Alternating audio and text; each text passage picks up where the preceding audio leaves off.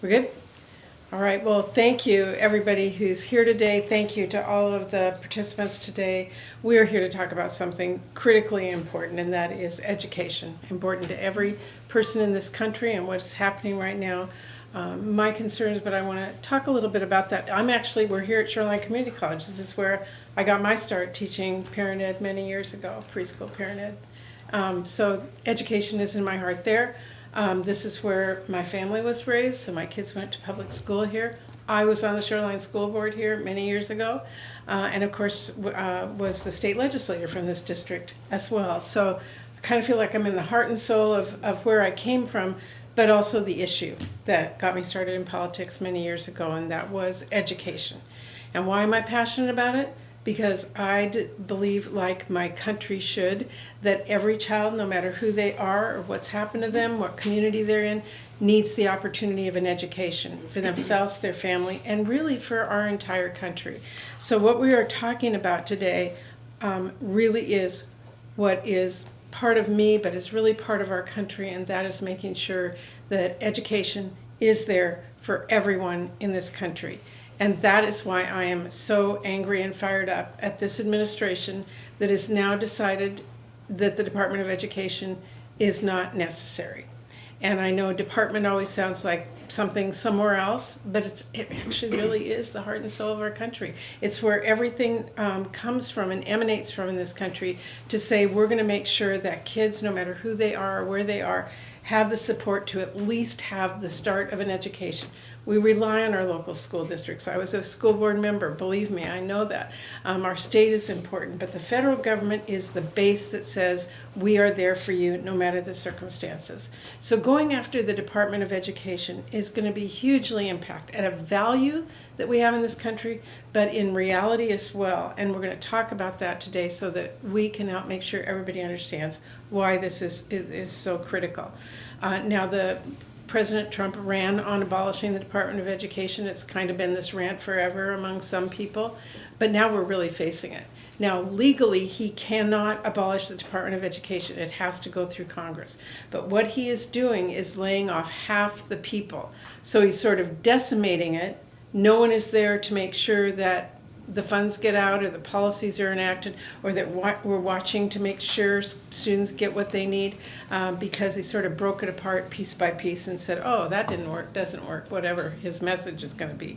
Well, not on my not on my terms. I'm fighting back, and it really is critical to me, because we are talking at the Department of Education about people who make sure the federal funds do get out to our schools. It is the people who are helping our folks who want to go to college get their FAFSA form done and get it back so they can have an opportunity to go on and get education at a higher level if they so choose.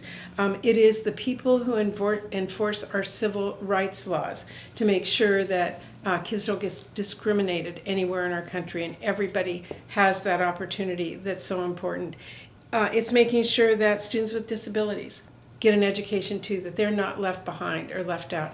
And I think we have some folks here today who are going to talk about the real impact of that.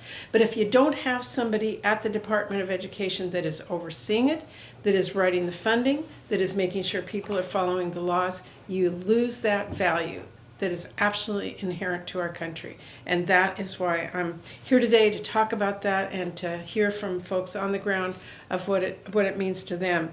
The IDA funding, for everybody should know this, it serves about 150,000 families here in Washington State. So if that gets decimated, we have kids in every community who are not going to have the access that they need and deserve and should have in this country. We are about 10%, I believe, of our school funding comes. So it's not like everything, but it is fundamental to our schools. They lose that 10% of funding, and then they lay off teachers, which impacts every student of every background, more kids in more classrooms. They lose a lot of the funding that we make sure they have to keep their schools stable, and it will have an impact in absolutely every school in our district. So I'm here today to sound the huge fire alarm that not on my watch are we going to eliminate this core value by decimating the Department of Education and everything it does for every one of us in this country. And I really appreciate all of you being here today to talk about the impacts from your perspective, so we can make sure people really understand what that means. We're going to start with the Seattle School Board President, Gina Top, who's here with us today, and thank you so much. Appreciate it. Thank you. Good afternoon. As Senator Murray said, I'm Gina Top. I serve on the Seattle School Board as board president right now. And I just want to thank you, Senator, for your leadership in demanding answers on why the administration would choose to destabilize public education, and from my perspective, put Seattle students across the state and across the country at risk. You talked about some of the impacts, and I want to make them real for what it means for students in Seattle.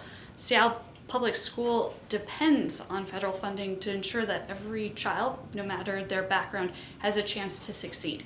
These funds support students from lower income families, English language learners, and students with disabilities. And without them, thousands of kids in Seattle lose the resources that make education accessible. I've got kind of a laundry list of actual numbers here, but in my capacity, I get the opportunity to meet with kids all the time. And I think about what makes this real. And I think about this kid, I'm gonna call him James. He's so bright and full of potential. I see his smiling face, but he's also facing challenges beyond his control. But because Title I funding, he gets the extra help in reading and math. And because of the federal support that you talk about, his school counselor helps him navigate the stress of housing instability. These are not extra things. You know, the federal government doesn't fund the whole local system, but these things are critical, and they make a difference between James staying on track or slipping through the cracks. And I'm imagining if those supports disappear, because that seems the reality that we're facing. This isn't about efficiency or reform, it's about breaking public education at the federal level so it can't function, and that's an attack on our kids. If this administration succeeds, we're looking in Seattle, nearly 40% of our schools losing Title I funding. These are specifically targeted to low-income students. About $16.5 million in lost funding, which is roughly 111 teachers, paraeducators, educators, counselors, and social workers. Cuts to our reading and math intervention programs, our summer learning and after-school tutoring, resources that are helping struggling students catch up. And this means less support for students experiencing homelessness and in the foster care system. And then we just move all the way, then we can move to also to talking about students with disabilities, because the consequences are even more severe. The federal government funds less than 15% of special education, are below what was promised at 40%, but with this we risk fewer special education teachers, support staff, worsening shortages that already exist. It cuts to essential services like speech, occupational, and physical therapy.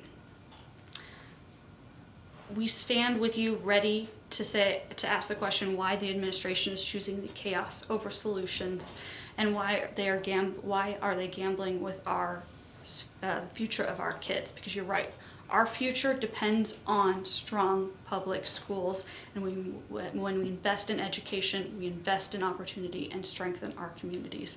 Seattle students deserve this commitment, and all students do, so thank you. Thank you very much.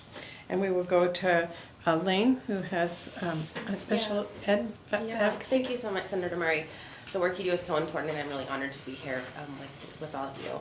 I haven't been able to sleep well since January, as I'm sure most of you haven't either, and I know many other parents feel the same. I just wanted to start off by telling you a little bit about my family and why I'm here today. I'm a mom of 4 kids. 3 of them have disabilities, and we live in Sammamish, Washington.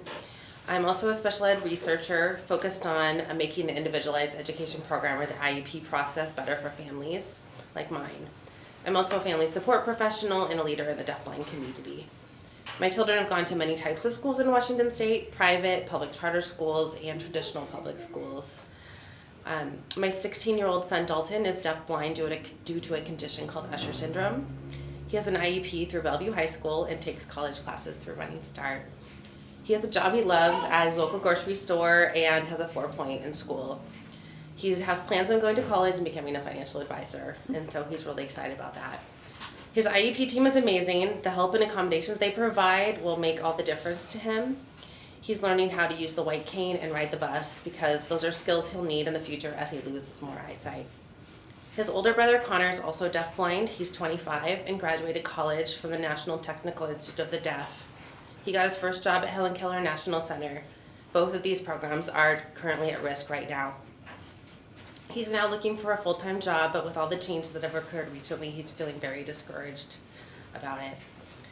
My children were able to succeed because of early intervention programs, special ed services, and the accommodations they received at school. These are programs that rely heavily on federal funding and help level the playing field, as you know, for kids with disabilities. It can be extra hard for kids with rare disabilities like mine, like deafblindness, because schools rely on federally funded specialized resources because they can't, for children who are deafblind, they don't have those services and supports typically in the district themselves. So they rely on our state deafblind project, American Printing House for the Blind, and other organizations that are federally funded. So I worry specifically about these low incidence kids who have rare disorders. But this is not about my family though. I hear stories like ours each and every day, and that's why I'm here today. Laws like the IDEA, Section 504, and the Elementary and Secondary Education Act are critical for students with disabilities like mine. I want to focus on IDEA because it made a huge impact on my family. It made sure that all 4 of my kids could attend school, learn in a way that works for them, and be included with their classmates. Over the years, I worked closely with the schools to create their IEP, and my kids learned to speak up for themselves and self-advocate and lead their own meetings at a young age. This past year was a huge one for my son Dalton. He turned 16 and held his first transition IEP meeting. It was a new school district and a new team for him. The team proactively invited a member of the Department of Voc Rehab, and because of that, it really helped us to effectively coordinate services and develop a really comprehensive transition plan that's going to help him prepare for college and independent living. Even though I've done this many times before with my older kids and I help families do this, it's always just a really emotional time, and I'm just really proud of it's a result of all these years and years of hard work that have given me hope for his future. We've had many great teams helping us over the years, but it hasn't been easy. It's been far from easy. I remember how lost and alone I felt when my kids were diagnosed. I didn't know what to do. But we quickly were connected with early intervention teams, and they helped us start on our journey. My kids are at the end of their school years, but I'm not really just speaking for them. Last month, for instance, I met with because I'm a family support professional, I met with a newborn baby who has the same condition as my kids. Her family found out about the diagnosis before her daughter was born, and so they had some hard choices to make. But thanks to genetics testing, they were able to find out early. Her family is grieving and feels alone like I did, and so I'm doing everything I can to support them. Thankfully, she was just connected to early intervention, and her future is bright. But I worry that if these changes happen, she won't have these same opportunities that my kids had, and I can't imagine what my kids' lives would be if they didn't have those supports and the programs that really helped them succeed. The U.S. Department of Education plays a key role in making sure these laws are followed. The proposal to move IDEA to a different agency that focuses on medical issues instead of education is frightening, and I can't even fathom it. It would send us backward at a time where kids with disabilities were seen as a medical problem, like someone is broken instead of students with potential, and we can't let that happen. These changes would take away the focus on education and learning, remove expert educators from overseeing special ed programs, would cut funding for research that helps improve education for our kids with disabilities, make it harder to get clear data on student progress, cut funding for technical assistance for rare conditions like my son, worsen the shortage of special ed teachers. It's our kids that will suffer if this happens. Parents already don't have enough resources, and the programs we rely on already are drastically underfunded.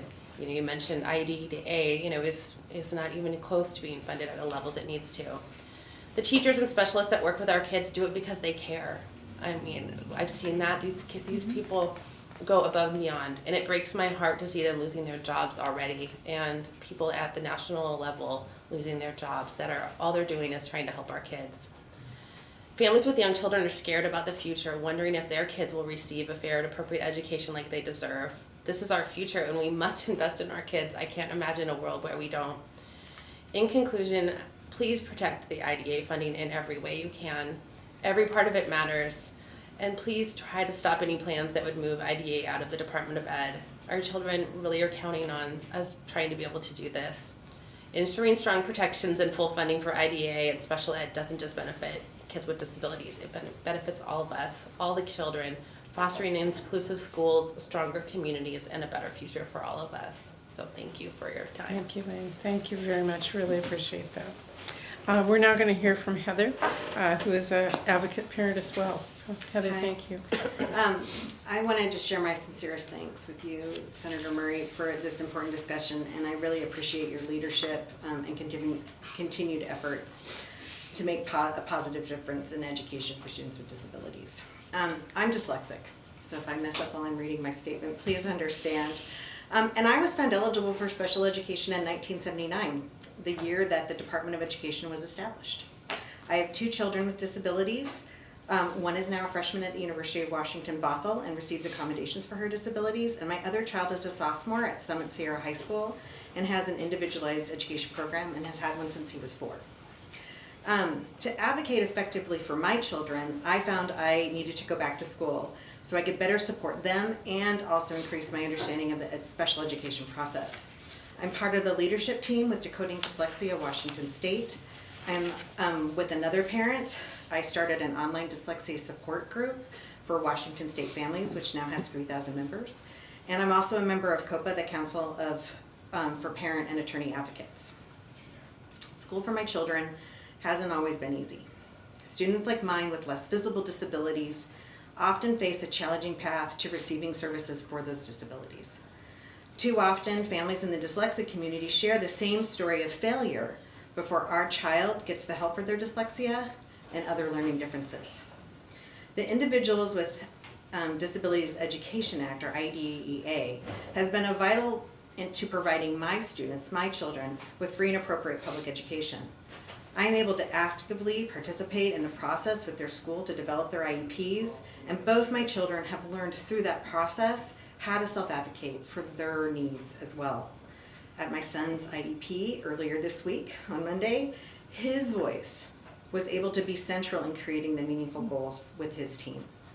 For my daughter to achieve her goals of being college ready, we used the IEP process to really intensify services while she was in high school and to create her transition plan so she can be successful in her freshman year at UW-Bothell. Advocating for my children has really been a journey, but it has also empowered me to support other families facing similar challenges. The journey has also highlighted the need for systemic change in how our education system supports all students with disabilities. It's why I am deeply concerned about the administration's recent staffing cuts and plans to dismantle the Department of Education.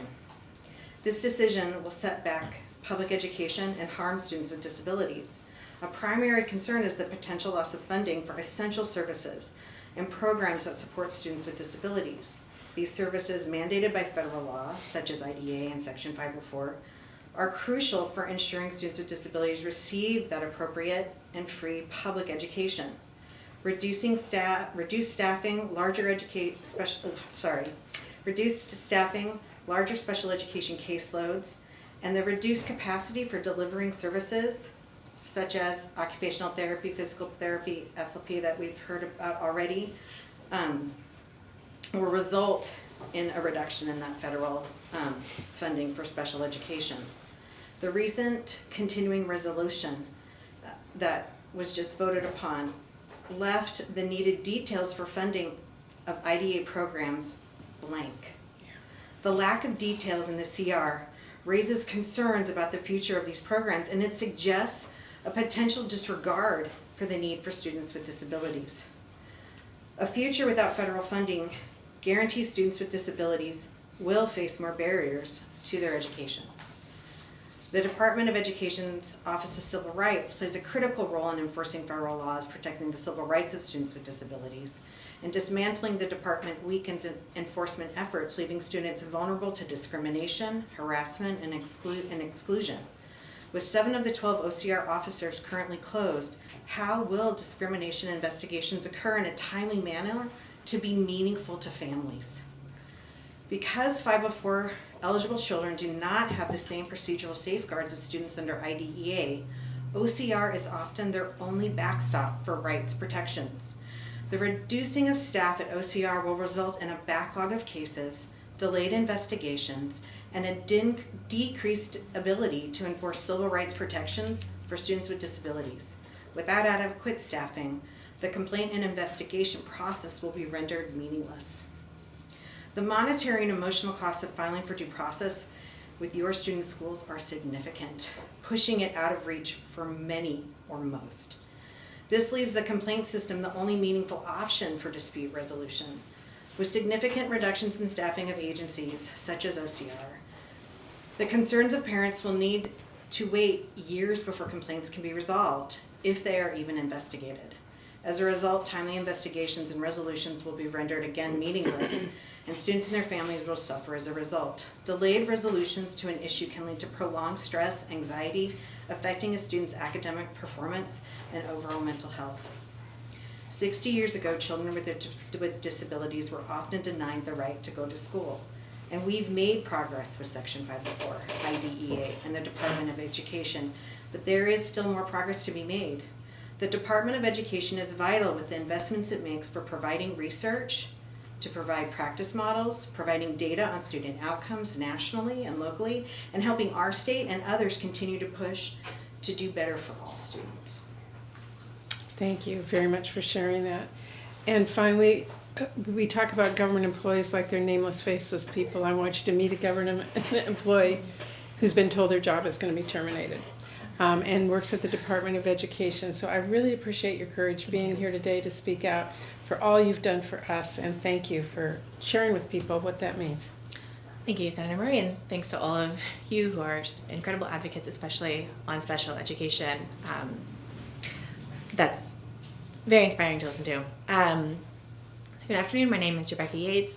As Senator Murray said, I'm an attorney at the U.S. Department of Education in their Office for General Counsel of the General Counsel. As a lawyer, I have to say really quickly, I am here in my personal capacity, and nothing I say is the department's position or reflects the department's position. Probably vice versa these days as well. So, since its creation, the Department of Education's mission has included providing access to an equal education opportunity for every individual. And people have spoken about this already, but we see that in funding for low-income students in every state in this country, for supporting financial aid for students pursuing higher education, and funding for special education in every state. I don't work on anything related to funding and grants, and I can't speak to that valuable work, but I think others here have already explained how critical that funding is for every student in this country. But more relevant to my work, Ed enforces civil rights laws that prohibit discrimination in the educational environment. There's 3 main laws: Title IX, which prohibits sex discrimination, Title VI, which prohibits racial discrimination, and Section 504, which prohibits disability discrimination. These laws help students in Washington State and across the country every single day. I work primarily on issues related to Title IX and Section 504, so that's what I'll focus on. Title IX is probably best known for the way it has transformed school sports. Girls' participation in high school sports has increased 1,000% in the 50 years since we've had Title IX. It also is a critical tool for helping students who have faced sexual assault or sexual harassment in the school environment be able to pursue their education. And it's also incredibly important for students who are pregnant to not have barriers to completing their education. Section 504, which we've heard a little bit about today, often works with Section IDEA to help students with disabilities. Under the IDEA, students with specific learning disabilities who are in the pre-K through 12th grade program can have individualized education programs. Section 504 is a little broader, so students, for example, who have no learning disability but have diabetes are able to get the accommodations they need to be able to pursue their education. Section 504 also still applies in higher education, which is really important. So if you're a college student who's had a disability and had an IEP all through high school, Section 504 is what's going to help you get those accommodations that you need to be able to participate in higher education. People here may already be aware of her because this crowd just seems very on it for special education, but if you're interested in learning more about how laws like Section 504 in particular have transformed public education, I cannot recommend enough Judith Heumann's memoir, Being Human, and there's also a young adult version, Rolling Warrior. For those of you who don't know, Judy Heumann had polio when she was 18 months old, and she was paralyzed. And in her memoir, she describes her incredible fight to get an education for herself, and then her work as an advocate, both in just like a private capacity, and then later she actually became assistant secretary for, oh God, they change all the acronyms all the time, but essentially for special education. In it, she also details her participation in the Section 504 sit-in, which was the longest takeover of a government building in U.S. history. I am not condoning taking over government buildings, but if you want to hear an incredible story of how that worked out to actually get the first 504 regulations, I really recommend her memoir, and there's a documentary also, Crip Camp, that gets into it. Anyway, so I am not the advocate that Judy Heumann was, or that so many of these people here with me today are, but I've always been passionate about education. In law school, I worked with students facing expulsion and students in foster care who needed special education services. But shortly after I graduated from law school, my now husband joined the military, and so I've spent almost the last decade bouncing around doing short-term positions, so a couple of clerkships and then a fellowship, because I never knew how many years I would spend in a particular city. In 2022, while our family was stationed in Washington, D.C., I was offered my dream job with the U.S. Department of Education's Office of the General Counsel in our Division of Educational Equity. It was renamed last week to Division of Educational Equality. The Office for Civil Rights has been my main client. But at OGC, I work with incredible, dedicated, hardworking public servants. Many of them have spent decades, some their entire careers, working for ed. The level of expertise and knowledge they bring to their work and their passion is simply irreplaceable. Inspired by them, I had been hoping to be able to spend the rest of my career at ed and someday similarly become an expert and a mentor. And I thought this was a real possibility, even if I would have to be moved around through the military, because the federal government has been committed to supporting military spouses. So this past summer, when my husband got orders that would move us back to our hometown, Seattle, I was thrilled and grateful because Ed allowed me to take my job with me. This is huge because even during the past administration, there was a really big push to bring people back to the physical office. But out of respect for military spouses, they let me take my job to Seattle with me. So since July, I've been working for Ed from Seattle, logging on at 6 a.m. so that I'm on the same schedule as my colleagues in DC and doing my best to serve students across the nation. I have been honored to do this work. But last Tuesday night, like hundreds of Ed employees across the country, I received an email informing me that my division was being abolished and my position was being eliminated. I'm still very upset about losing my job, but I'm devastated about what's happening to the Department of Education, and I'm deeply concerned about the future of the department and the future of public education in this country. And so I really appreciate you, Senator Murray, and everyone here for making this issue one that you're fighting for. Thank you very much. Thanks for sharing your story and the courage to come out and talk publicly about it as you're going through this difficult challenge for your family, as well as for the passion you care about in the job that you had. So thank you very much. With that, well, I'm happy to open up to questions, but I'm just going to leave it this way. I raised my family here. I learned to be a fighter here, and this is something I'm going to fight. And I urge everyone to raise your voices. We don't win by being quiet. So thank you very much to everybody for all your words today. And with that, I'm happy to open it up for any questions. Yeah, I had a question. You want to identify yourself for the Yeah, audience? I'm Dahlia Bazaz. I'm from the Seattle Times. Thanks for your time today. So my first question is, what is the sort of legislative path to pushing back on some of these layoffs? What is your office's plan or some of your colleagues in Congress plan to addressing the workforce reductions at DOE?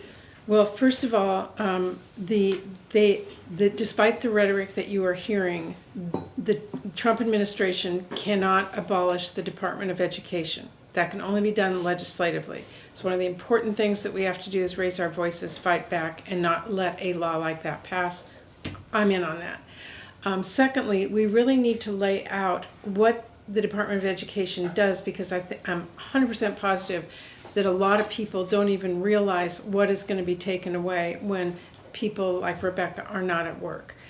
So we have found always that when we raise our voices and tell the stories and people understand and fight back, that's how we get these employees reinstated. And third, we're going to fight in the courts if we have to, because a lot of this is being done illegally. That will take longer. But all of this requires for people to understand what's going on and to fight back. I have a question for Rebecca. What remains of the enforcement division or the Office of Civil Rights now, and what's going to happen to open cases? So some of that I can't speak to. I personally actually don't know what they're planning to do with open cases, and I also really wouldn't be able to speak to that as a current ed employee. I can say that as Heather mentioned, about half of the enforcement offices were closed. The other half do remain open, including the Seattle office, but that's all I could say on that.